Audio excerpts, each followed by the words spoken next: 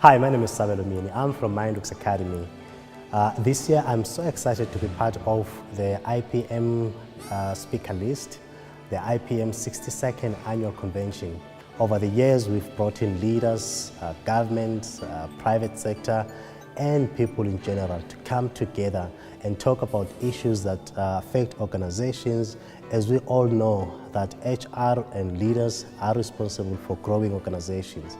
This year, I will be at the IPM convention talking about young people. As you all know that in Africa, in particular South Africa, about 64% of the population is made up of young people.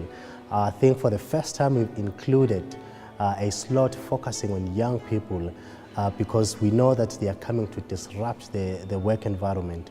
Therefore, it is important that we understand them, we prepare them, but also we work with them. So I'm excited to be talking about that topic, sharing this topic with a lot of people who come from different backgrounds, who hire young people. Some of them are young themselves, to say how do we build a sustainable work environment where different generations are existing together, with different people coming from different backgrounds.